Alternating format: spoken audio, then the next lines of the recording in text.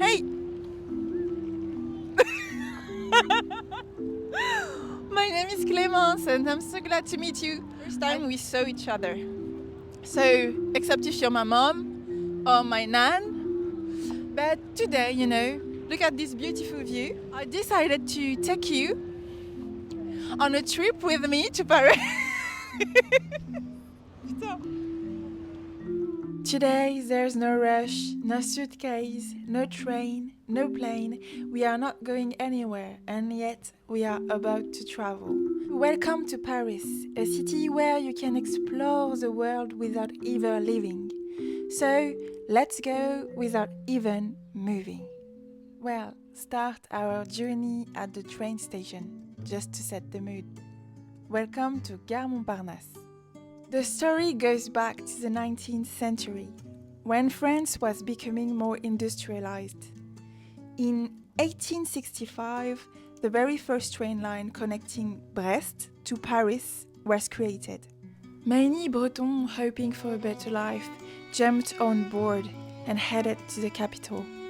Poor workers and young women in search of a future slowly settled in a rundown areas around the station. It's the beginning of a long and deep connections between Brittany and Paris. But sadly, life wasn't easy for these new arrivals. Most of them only spoke Breton. French wasn't taught in school in Brittany until the 1930s. They were often poorly educated and looked down upon, which meant they were given the hardest and lowest paid jobs. The men were hired to dig tunnels for the Paris Metro.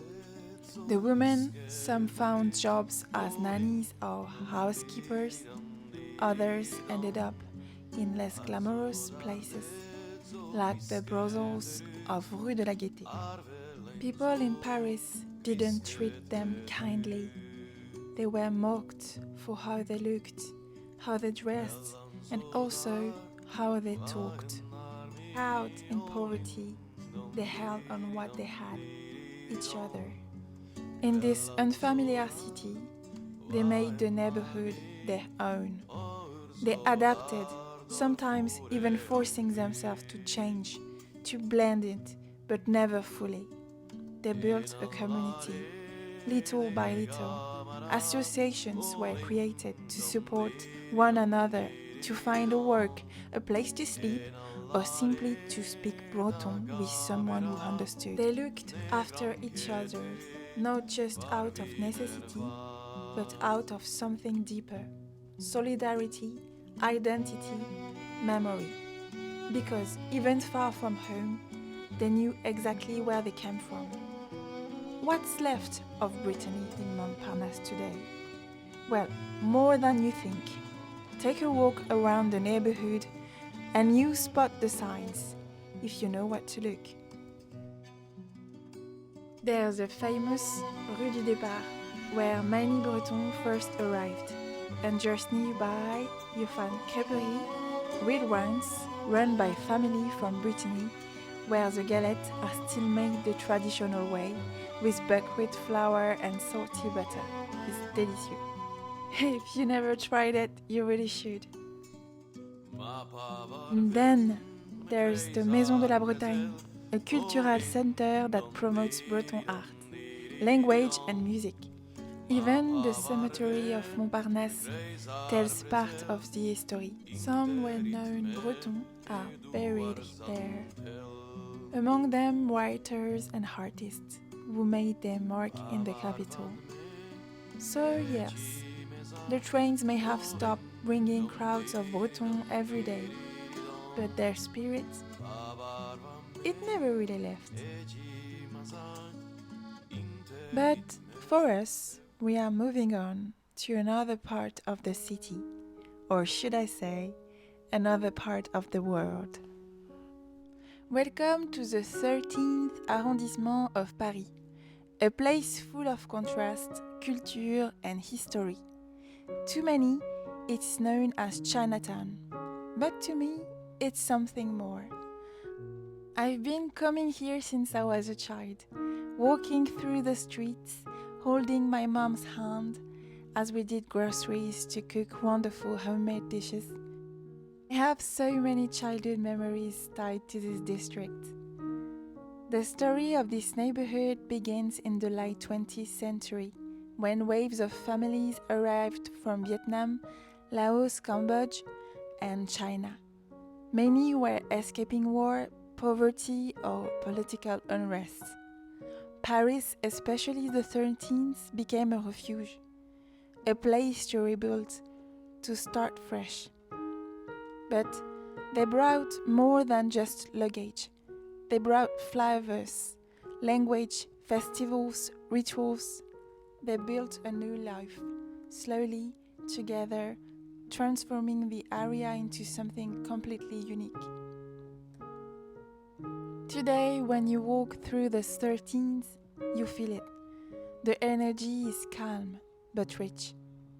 Restaurants serve steaming bowls of pho, crispy banh mi, fragrant curries, and it's not fusion, it's authentic, passed down, family to family, dish by dish. But what I love most about this arrondissement, it's not my memories, is its softness. When you move away from the busy boulevard, you find something rare in Paris. Peace.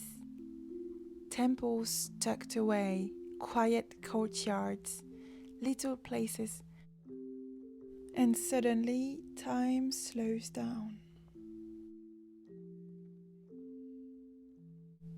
One of my favorite things to do in this neighborhood is to come here at night and just look up, to take my time and watch all those windows, all those lives happening at the same time. It's quiet and somehow it's beautiful. But you see, it's getting late now. The streets are quieter, the light softer, and there's a chill in the air.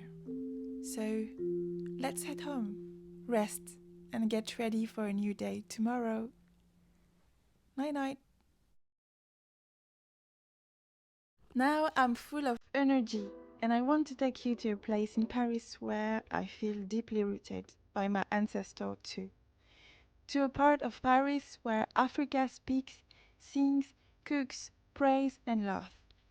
Château d'Eau, Château Rouge, Barbès, La Goutte d'Or, these names carry more than just metro stops. They carry the weight of history and the rhythm of everyday life. To understand these streets, you have to listen, not just with your ears, but with memory. Before the market, before the Afrobeats and barber shops, there were ships crossing oceans under French flags, colonial flags. From Alger to Dakar, from Bamako to Brazzaville, the French Empire spread wide and its shadows stretched far. Then came war, and after the war, a broken France. It needed hands, strong hands. So it called to its colonies, and men came. In the mid-20th century, workers came from West and North Africa, invited by France to help rebuild the country after the war. They were promised opportunity. They found tiny rooms, foyers packed with workers, empty walls, cold winter. Still, they stayed. And when they were finally allowed, they brought their families. Life happened, families came, communities grew, and over time, this street transformed into beating hearts of African diaspora. Today in Château Rouge, you can buy plantain, dried fish, cassava, shea butter, colorful wax fabrics. You can hear Wolof, Bambara, Arabic, French, all in the same sentence. It's beautiful. And yet, behind the vibrant colors and noise, there are also struggle. The Goutte d'Or has long been marked by poverty, exclusion and tensions. But it's also a place of resistance, where generations have pushed back against invisibility. It chant against racism, against forgetting. It spoke out for those who were tired of being called illegal on land their ancestors had helped build. This is a Paris many don't know on postcard, but it's real. This isn't just a neighborhood, it's a pulse. And if you take the time to walk slowly, to listen, to look closely, you see the beauty. Yes, the buildings here are old, cracked, but look closer, and I hope you begin to understand just how much Africa has shaped the soul of Paris. At first glance, Gare du Nord is a station, trains, platform, movement, but look again, and you see a place where entire histories arrive and depart quietly every day. Since its opening in 1864, Gare du Nord was built to connect Paris to Europe. But over time, it also became a gateway to something less visible: France's colonial past and its post-colonial present. In the decades after decolonization, especially from the 1970s onward, Gare du Nord became a key point of arrival for South Asian migrants. Pretty hard to say.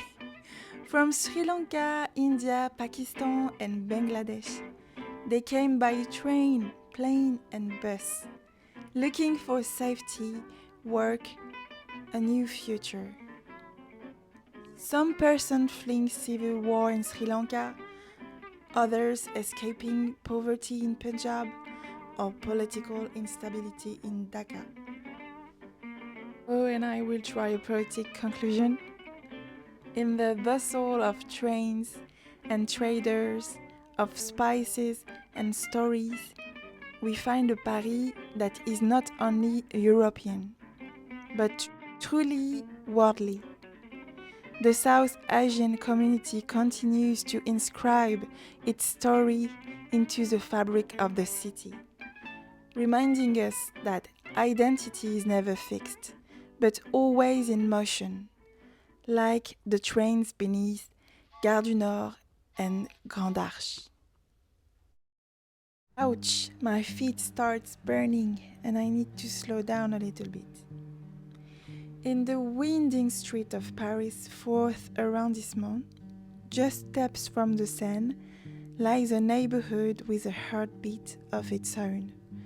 Le Pletzel, the historic Jewish quarter of the Marais. Pletzel means little square in Yiddish, a quiet name for a place rich with memory. Since the late 19th and early 20th centuries, this area became a haven for Eastern European Jewish immigrants, many fleeing pogroms and poverty, arriving with little more than faith and resilience. Saint Paul, the wider neighborhood that holds the Pletzel, is older still. A crossroad of culture, once home to nobles, revolutionaries, and wanderers alike. Its layers speak in stone. Medieval alleys, 17th century hôtel particulier, and echoes of centuries past. But what makes the Marais so unique is this unexpected proximity. Just a few streets separate the historic Jewish quarter, the Pletzel, and the vibrant gay district. During World War II, the Pletzel was targeted under Nazi occupation. Thousands of Jewish residents, men, women, children, were deported. Many never returned. The silence of those years still lingers in the air. And yet, the plateau lives on. Two communities, each with its own story of exile, identity and survival, living side by side in the same narrow alleys. This place is a living archive of Jewish life in Paris and a mirror of France's complex identity. I will take you now to Rue Sainte-Anne, is known as Little Tokyo, the go-to street in Paris for ramen, gyoza, matcha dessert, and everything Japanese. But before it became a foodie hotspot, the street had a very different identity. From the 1970s to the 1980s, Rue Sainte-Anne was actually a key meeting point for Paris' gay community. Before the Marais took over that role, Sainte-Anne and its surrounding streets were home to gay bars, saunas, and discreet meeting spots. It was a safe haven, hidden in plain sight. Around the same time in the 1960s, Japanese entrepreneurs started arriving in Paris, often connected to big companies opening office in the Opera District. They settled near Sainte-Anne and began opening business to serve the growing Japanese expat community, like restaurants, grocery stores, bakeries. At first, these places catered mostly to fellow expats, offering a taste of home in a foreign city. But over time, more and more curious Parisians started coming, drawn by the flavor, the culture, and the uniqueness of it all. By the 1980s and the 2000s, I don't know how to say that, Rue Sainte-Anne had fully transformed. No longer just a Japanese enclave or a quiet LGBTQ+ meeting point.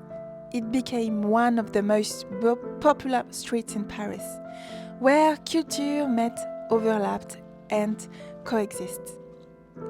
Today, it's packed from lunch to late at night, but behind the lines of hungry food lovers is a rich, layered history of community identity and cultural exchange. Rue Sainte-Anne is much more than just a place to eat. It's a story of Paris itself. Now let's take the train for 20 minutes and go to the most beautiful mosque de Paris, La Grande Mosquée. Built in the aftermath of World War I, the mosque was inaugurated in 1926 as a tribute to the Muslim soldiers from French colonies, especially from North Africa, who fought and died for France. Its stunning architecture, inspired by Moorish and Andalusian styles, blends spirituality, culture, and politics all in one place. But the mosque story doesn't end there. During World War II, the mosque became a place of resistance and refuge, offering shelter to Jews fleeing Nazi persecutions. A chapter of history not widely known. This neighborhood may not be the most iconic when it comes to North African culture in Paris, but this architectural landmark captures its spirit beautifully. Today, the Grande Mosquée is not only a place of worship, but also a cultural hub, with its beautiful gardens, tea room, library and hammam. Step inside. Hear the echo of prayer, the hush of water, the scent of mint tea. It's a living bridge between France and the Maghreb, and between Islamic heritage and French society. J'espère que t'as bien aimé.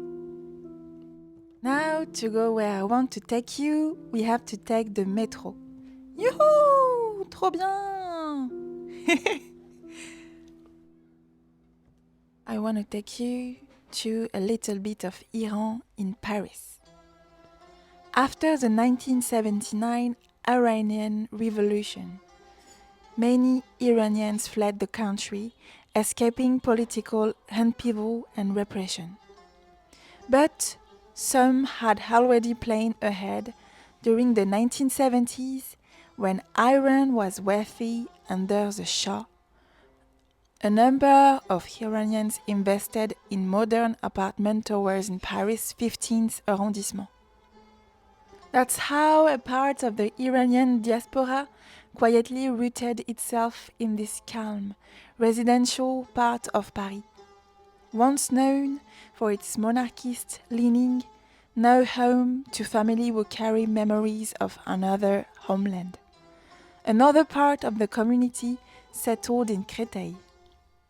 Today, the 15th holds a unique atmosphere, not flashy, but it carries stories of migration, resilience, and quiet strength. And this walk through the neighborhood, I leave you with a verse from Attar of Nishapur, the great Persian poet. Be like a tree, and let the dead leaves drop. A reminder, perhaps, of what it means to let go and to begin again.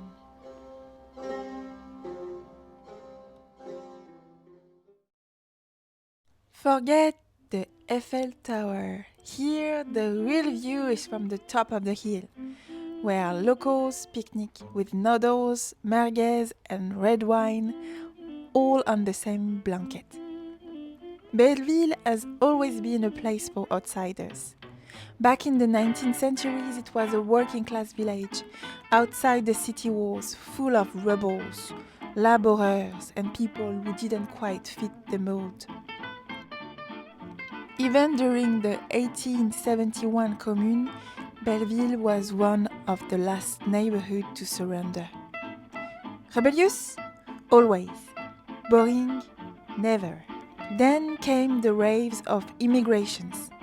Jews from Eastern Europe, Armenian fleeing genocide, North African, West African, Chinese, Vietnamese, they all came here and brought their languages, their music, and turned Belleville into the Paris of 1,000 accents. And the art, it's everywhere. On the shutters, the sidewalks, the rooftops. Belleville is the kind of place where a wall is never just a wall. It's a potential mural, a love letter, or a revolution in spray paint. Even the buildings are tired of being beige. Edith Piaf was born here, or maybe not. Even she wasn't sure. But does it matter? Her voice still echoes from cafe radio next to trap beats. And the call to prayer. That's Belleville for you, past and present, dancing together in the street. And the best part? Nobody's trying to impress you. You just show up, and somehow, it feels like home. It's one of my favorite places in Paris. So, I hope you enjoy it. It was a huge, huge pleasure being with you on this beautiful journey, full of rain and sometimes with sun. We are in July right now in Paris and it's very, very rainy.